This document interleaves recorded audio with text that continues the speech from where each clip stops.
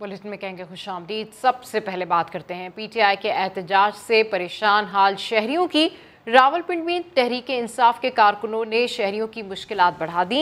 M2 motorway दोनों इतराफ से बंद कर दी। गाड़ियों की लंबी कतारें लग गईं। मुजाहिरीन ने दरख्तों को भी आग लगा दी।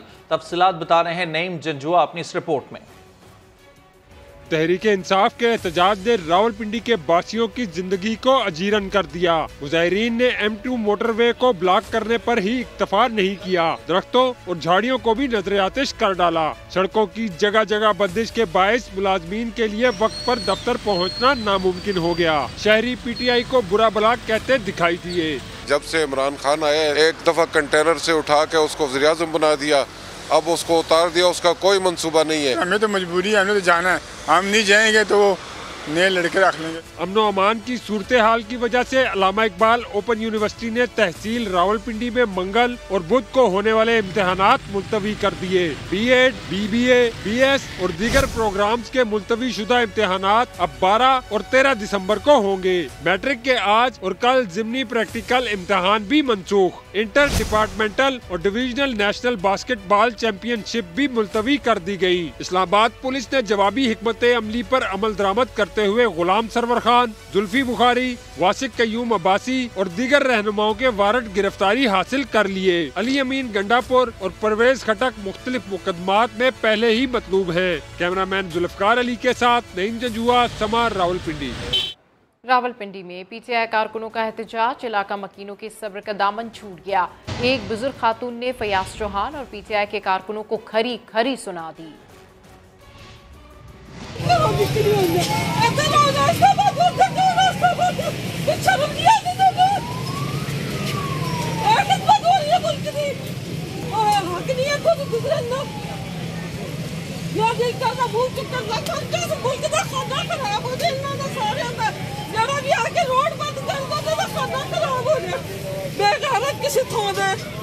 मुल्क की जरा दिल करता है कि रोड बंद कर देना। कभी ਜਿਹੜੇ ਮਜ਼ਬੀ ਨੇ ਉਹ ਆ ਜਾਂਦੇ ਨੇ, ਕੋਈ ਕੁਛ ਸ਼ਰਮ ਹੁੰਦੀ ਆ। ਆਵਾਮ ਵਾਸਤੇ ਮੁਲਕ ਇਹਨਾਂ ਵਾਸਤੇ ਬਣਿਆ, ਸਿਆਸਤਦਾਨਾਂ ਵਾਸਤੇ। ਇਹਨਾਂ ਦਾ ਖਾਨਾ ਖਰਾਬ ਹੋਵੇ ਅੱਲਾ ਕਰਕੇ। परेशान की तो सुबह में 3 घंटे नहीं पहुंची होंगी। अदालतें PTI की जानिब से रास्ते बंद करने का नोटिस लें। वजीर दाखिला राना सनाउल्लाह की प्रेस कॉन्फ्रेंस। कहा 10 से 15 लोग गाड़ियों में आकर टायरों को आग लगाते हैं, सड़कें बंद करके वीडियो क़यादत को भेजते हैं कि देखें अवामी समंदर निकल आया है। वजीर दाखिला ने सूबाई हुकूमतों को मुखातिब करते हुए कहा कि आईनी जिम्मेदारियां पूरी करते हुए एक्शन लें।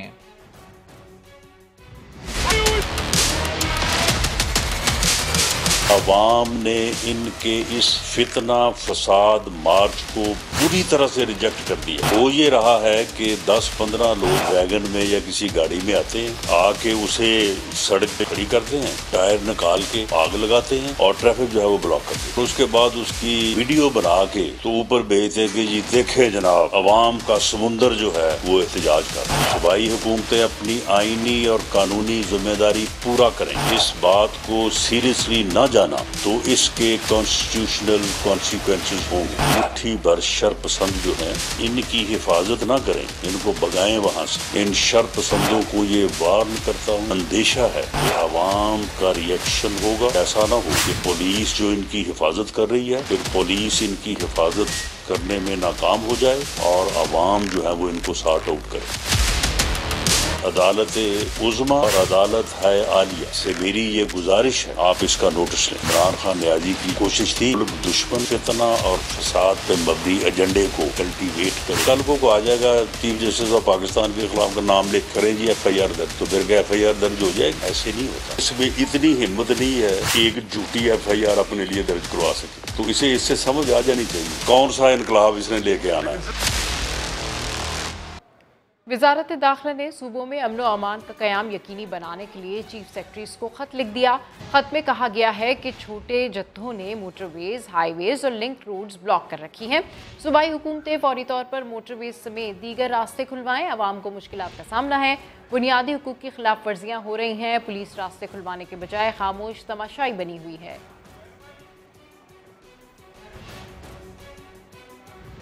खैबर पख्तूनख्वा से PTI मार्च कब शुरू होगा? सूबाई वजीर खजाना लाइल्म निकले, कहते हैं मुझे खुद नहीं मालूम कि कब आगे बढ़ेंगे, लॉन्ग मार्च की हतमी तारीख नहीं दे सकते। एक काफिला जो मालकान डिवीजन में CM साहब और मुराद सईद साहब उसकी रहनुमाई करेंगे, जो पेशावर और हज़ारा रीजन का जो कि मोटरवे पे और GT रोड पे जाता है, वहाँ पे जो शेड्यूल और जो रहनुमाई करेंगे वो हमारे प्रोविंशियल प्रेसिडेंट परवेज़ खटक साहब करेंगे, और जो सदर्न डिस्ट्रिक्ट्स का होगा वहाँ अली अमीन खान जो है वो करेंगे। तो इंशाल्लाह ये सिलसिला होगा। एग्जैक्ट डेट्स तो मैं आपको नहीं दे सकता, जो मुझे खुद नहीं पता वो मैं आपको एग्जैक्टली क्या बताऊं, लेकिन इंशाल्लाह जैसे खान साहब ने कहा 10 से 14 दिन में जो है वो हम पिंडी के थ्रू में वो पहुंच जाएंगे। इमरान खान पर मुबैना कातला हमले का मामला, प्रोसिक्यूशन ने मुकदमे की तफ्तीश में मुआवनत के लिए 3 रुकनी टीम बना दी। लाहौर से रिपोर्ट कर रहे हैं अरशद अली।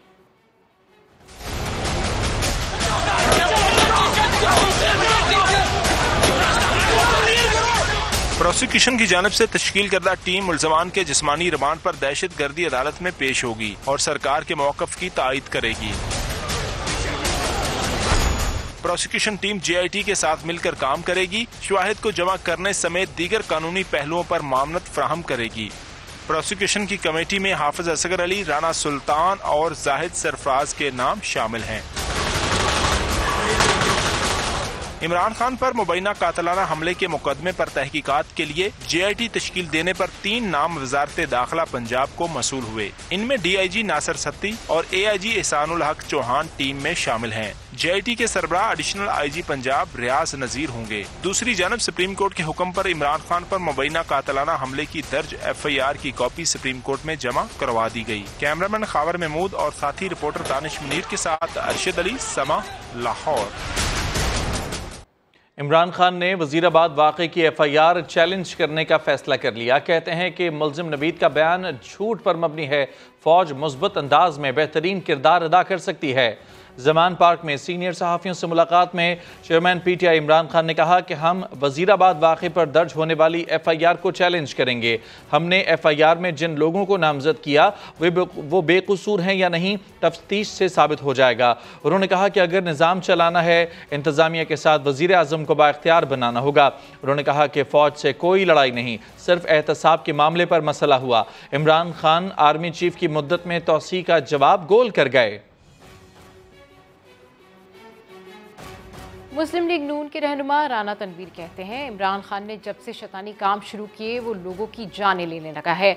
मौज़म को इमरान खान के ही गार्ड ने फायरिंग करके कत्ल किया। सहाफ़ी सदफ भी कैसे जहाँ बहक हुई सबको पता है।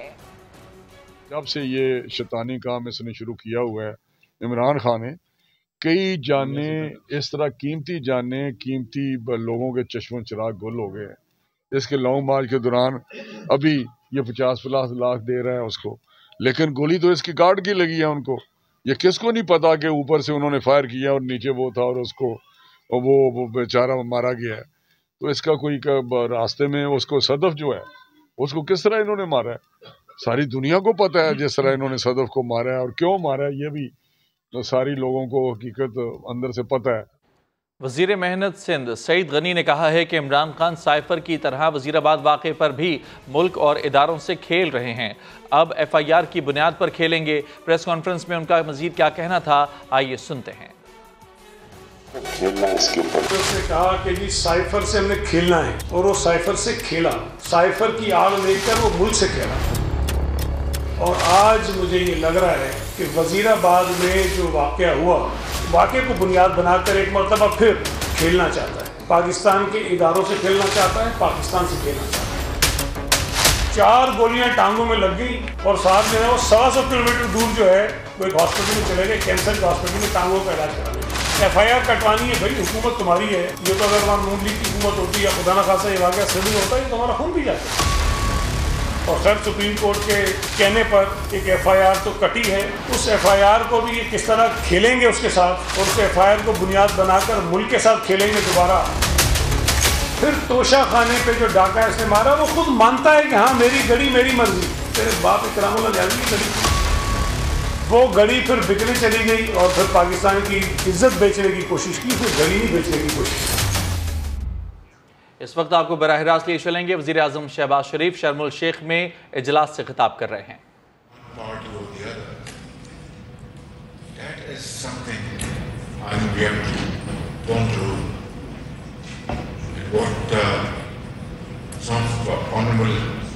Members have said, I fully endorse that it's not about charity. We're not demanding charity. We are approaching the global north, appreciate and understand our plight. Somalian president was speaking a while ago what has happened in the Horn of Africa. So what I'm saying is that these comments must now be converted into something which is a plausible way forward. Therefore, of course, my brother Prime Minister said about national coordination mechanism. Well, we have a wonderful coordination mechanism in Pakistan by the name of National Disaster Management Agency, and then accordingly in the provinces, provincial agency. They are well-trained, capacity building keeps on taking place, but it's not about that.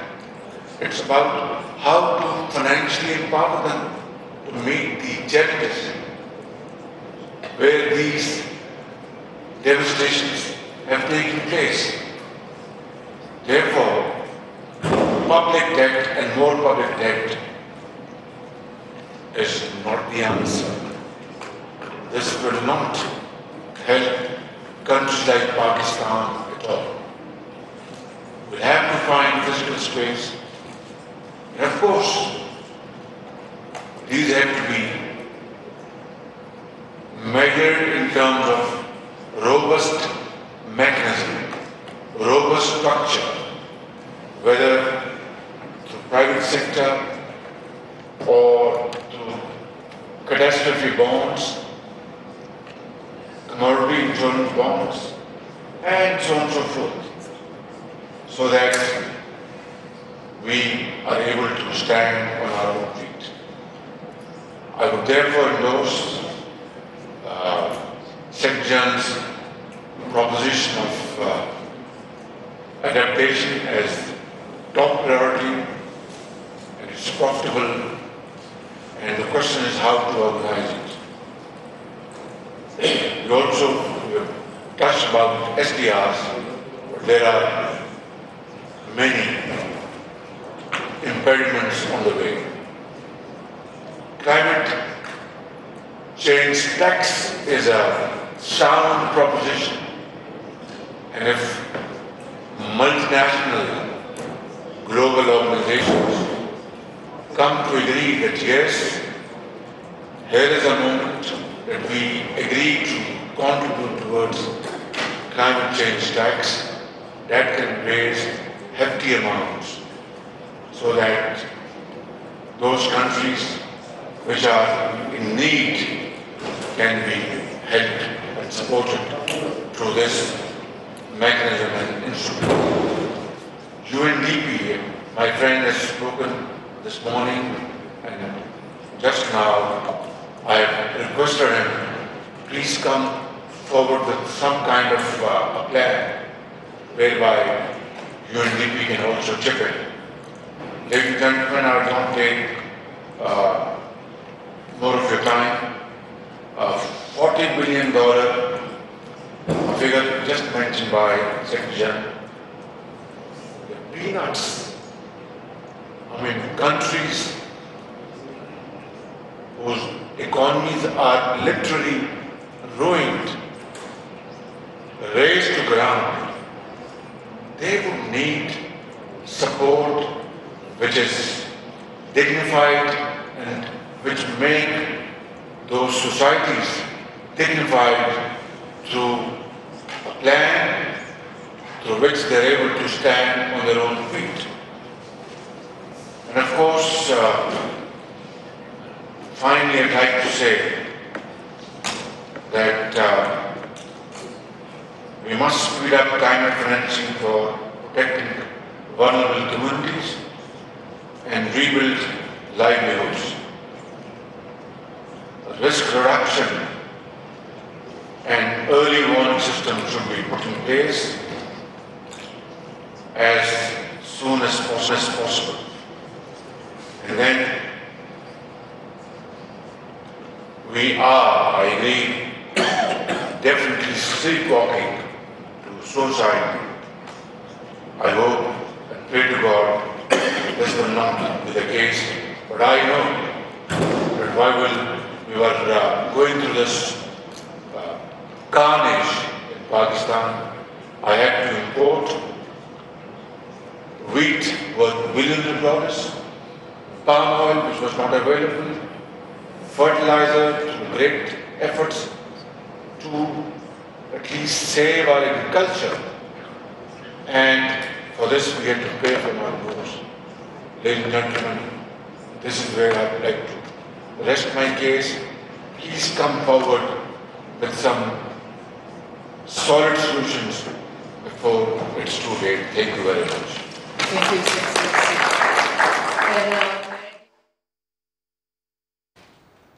वज़ीर-ए-आज़म शहबाज शरीफ शर्म शेख में climate change गोल मेज़ conference के इख्तितामी session से खिताब कर रहे थे। उन्होंने कहा कि तवानाई की बढ़ती कीमतों के बायस तरक्की पजीर ममालिक मुतासिर हो रहे हैं।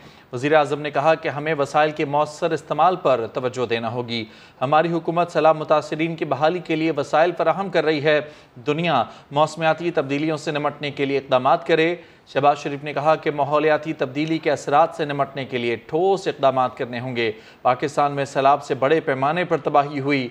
आलमी कॉरपोरेशंस ताउन करें तो भरपूर वसाइल दस्तयाब हो सकते हैं। बिल्कुल। प्राइम मिनिस्टर का मजीद कहना था कि माहौलियाती तब्दीली के असरात से निमटने के लिए ठोस इक़दामात करना होंगे। सीनियर सहाफ़ी अरशद शरीफ के कत्ल की जुडिशल तहकीकात। वज़ीर-ए-आज़म शहबाज शरीफ ने चीफ जस्टिस उमर अता बंदियाल को खत लिख दिया। कमीशन के लिए 5 सवाल भी तजवीज़ कर दिए गए। इस्लामाबाद से उस्मान खान की रिपोर्ट देखिए।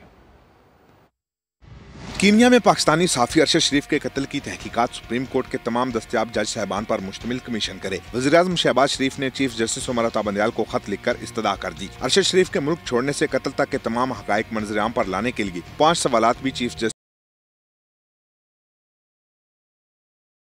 को भिजवा दिए। वज़ीर-ए-आज़म ने चीफ जस्टिस को लिखा है कि वफाकी हुकूमत ने लाहौर हाई कोर्ट के रिटायर्ड जज पर मुश्तमिल कमीशन बनाया था, लेकिन अरशद शरीफ की वालदा ने आपसे कमीशन बनाने की इस्तदा की। हम इसकी हमायत करते हैं। कमीशन देखेगा कि अरशद शरीफ ने अगस्त 2022 में बैरून मुल्क जाने के लिए क्या तरीकाकार अपनाया और क्या हालात व वजूहात थी जिसकी बिना पर वो UAE से कीनिया गए। कमीशन ये भी देखेगा कि अरशद शरीफ को बैरून मुल्क रवानगी में किसने सहूलतकारी की। क्या वफाकी या सूबाई एजेंसी, इदारा या इंतजामिया अरशद शरीफ की जान को खतरे की किसी धमकी से आगाह थी? अगर जान को खतरे की इतला थी तो उससे बचाव के लिए क्या इक़दामात किए गए। वज़ीर-ए-आज़म ने यह सवाल भी तजवीज़ किया है कि फायरिंग के वाक़े की असल हकीकत क्या है जिसके नतीजे में अरशद शरीफ की मौत वाक़या हुई। क्या ये कत्ल वाकई गलत शनाख्त का मामला है या फिर किसी मुजरमाना खेल का नतीजा। खत में लिखा है कि अरशद शरीफ के कत्ल पर वफाकी हुकूमत और रियासती इदारों पर शुकूक व शुबहात जाहिर किए गए। मुल्क में कानून की हुक्मरानी के लिए कमीशन की तश्कील जरूरी है। अवामी एतमाद की बहाली के लिए सुप्रीम कोर्ट का कमीशन बनाकर गैर जानिबदाराना तहकीकात न हुई तो तवील मुद्दती बुनियादों पर नुकसान का खदशा है। वफाकी हुकूमत कमीशन को भरपूर ताउन फराहम करेगी।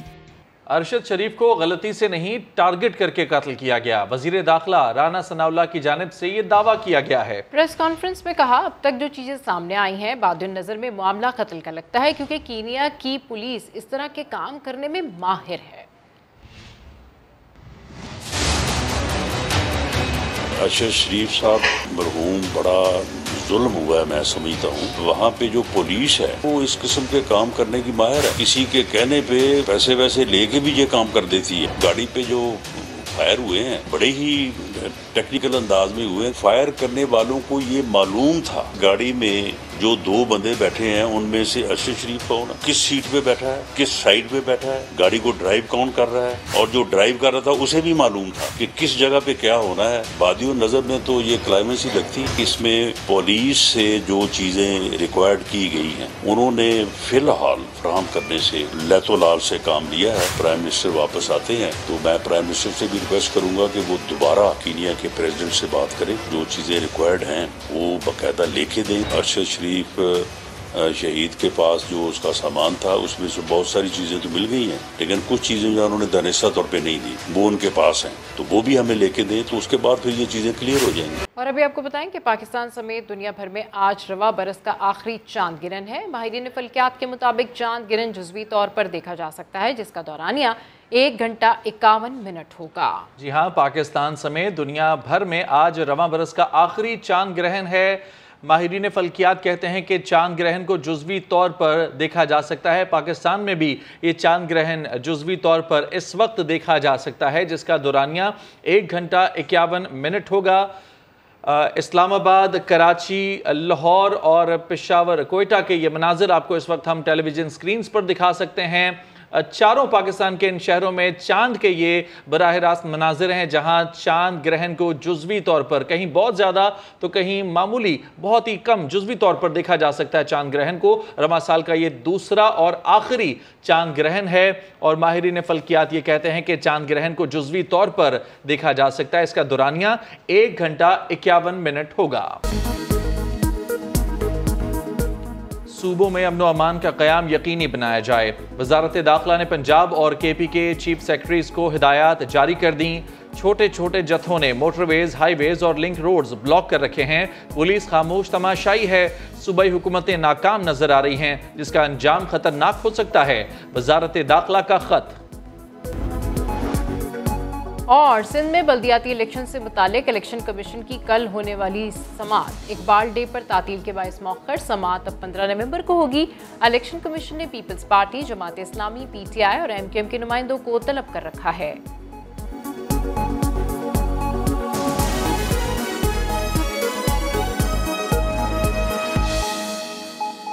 तहरीक इंसाफ के एहतजाज के बायस डोमेस्टिक क्रिकेट भी मुतासिर हो गई। मरी रोड पर धरने के बायस रावलपिंडी में कायद-ए-आज़म ट्रॉफी के 8वें राउंड के पहले दिन का खेल मुमकिन ना हो सका। मज़ीद जानते हैं समा के नुमाइंदे हुज़ैफा खान से। हुज़ैफा, बताइए क्या तफसीलात हैं? जी बिल्कुल, देखिए PTI के धरनों से अब क्रिकेट भी मुतासिर होना शुरू हो गई और डोमेस्टिक के जिस तरह मैचेस जा रहे थे, कायद-ए-आज़म ट्रॉफी का ये मैच था सिंध और KP की टीमों के दरमियान जो पिंडी क्रिकेट स्टेडियम पे खेला जाना था और पहला दिन था, लेकिन मरी रोड पर धरने के बायस PTI के ये मैच मुमकिन ना हो सका और पहले दिन का जो खेल था उसको मनसूख कर दिया गया। और अब ये कि दूसरे दिन के खेल के भी गैर यकीनी सूरत हाल है कि आया दूसरे दिन का खेल मुमकिन होगा या नहीं होगा, क्योंकि एक अहम मैच है। अगर सिंध की टीम ये मैच जीत जाती है तो वो फाइनल में अपनी जगह यकीनी बना लेगी। तो मैच क्रिकेट का इससे बहुत नुकसान हो रहा है, तो इस चीज को अगर ये धरना खत्म हो जाता है तभी मैच मुमकिन हो पाएगा। जी बहुत शुक्रिया आपका तफसीलात के लिए हुज़ैफा। मुतवक्किया एहतजाज और गैर मामूली सूरत हाल के पेश नज़र गवर्नर हाउस लाहौर की सिक्योरिटी रेंजर्स के हवाले कर दी गई। गवर्नर पंजाब बलीगुर रहमान कहते हैं हालात हाथ से निकले तो आइन में गवर्नर राज की गुंजाइश मौजूद है। गवर्नर राज, क्या पंजाब में गवर्नर राज लगने जा रहा है? एक बार फिर अफवाहों और कयासाराइयों का सिलसिला शुरू हो गया। PTI कारकुनों के एहतजाज के नाम पर हमलों के बाद गवर्नर पंजाब बलीगुर रहमान ने इंतहाई कदम उठाने का इशारा दे दिया। गवर्नर राज जो है एक इंतहाई कदम है और जब चीज़ें अमन व अमान और मामलात हाथ से निकलते हैं तो उसकी आइन में जगह मौजूद है और उसके ऊपर वो नामुमकिनात में से नहीं होता। गुज़िश्ता रोज वज़ीर आज़म के मुशीर अमीर मकाम ने भी पंजाब और KP में गवर्नर राज लगाने का मशवरा दिया था। KP में और पंजाब में गवर्नर राज के अलावा कोई हल है नहीं अगर आप मुल्क को बचाना चाहते हैं। PTI कारकुनों ने 4 नवंबर को एहतजाज के दौरान गवर्नर हाउस के दरवाजे पर आग लगा दी थी, जिसके बाद विफाकी हुकूमत ने नोटिफिकेशन जारी करते हुए गवर्नर हाउस की सिक्योरिटी रेंजर्स के सुपुर्द कर दी है। PTI वकला की IG दफ्तर के बाहर एहतजाज की कॉल पर सेंट्रल पुलिस ऑफिस की भी सिक्योरिटी बढ़ा दी गई और IG दफ्तर के बाहर कंटेनर्स और बैरियर्स खड़े कर दिए गए हैं।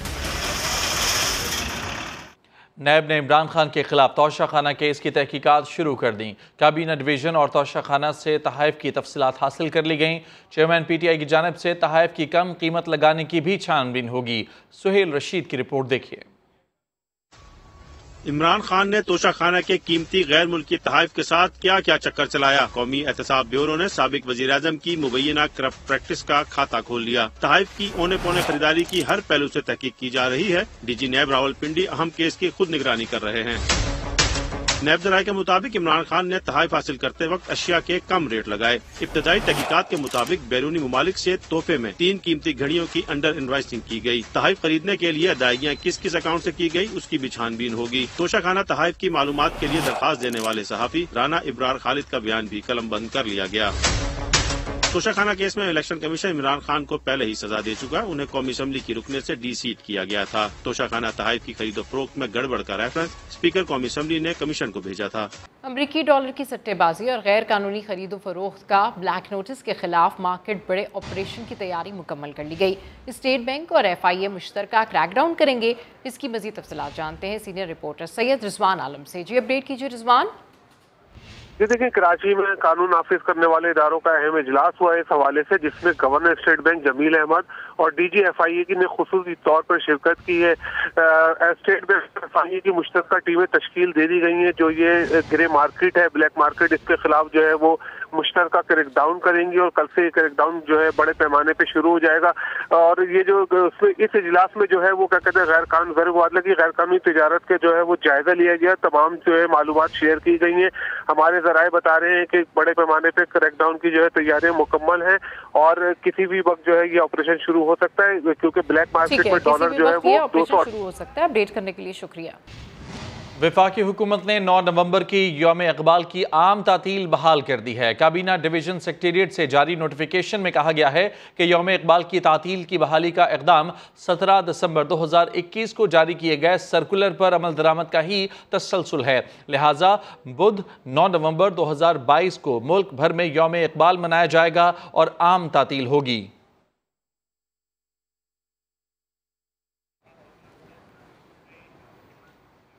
हेल्थ रिस्क अलाउंस की बहाली के लिए हेल्थ वर्कर्स ने सिंध सेक्रेटेरिएट के बाहर एहतजाज किया। हाथापाई के बाद पुलिस ने कुछ खवातीन समेत 45 मुजाहिरीन को हिरासत में ले लिया। इस हवाले से रिपोर्ट कर रही हैं सैयदा जीनत।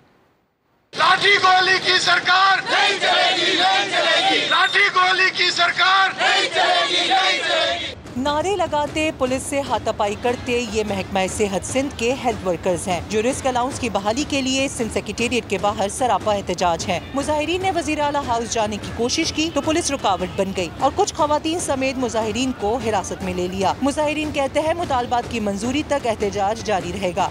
तब तक हमारा रिस्क अलाउंस नहीं हुआ, हम अपना एहतजाज जारी रखेंगे। अगर कोई तशद्दुद होता है मुलाजमीन के ऊपर तो फिर उसके बाद जो है ना अस्पतालों की जिम्मेदारियां, क्योंकि फिर तमाम हॉस्पिटल में जो है ना तमाम मुलाजमीन काम करना छोड़ देंगे। वजीर सेहत सिंध डॉक्टर अजरा पेचुहो वाजे कर चुकी है कि कोरोना खत्म हो गया, अब रिस्क अलाउंस नहीं मिलेगा। लेकिन पैरामेडिकल स्टाफ के मुताबिक वो हर वक्त खतरे में है, उन्हें रिस्क अलाउंस दिया जाए।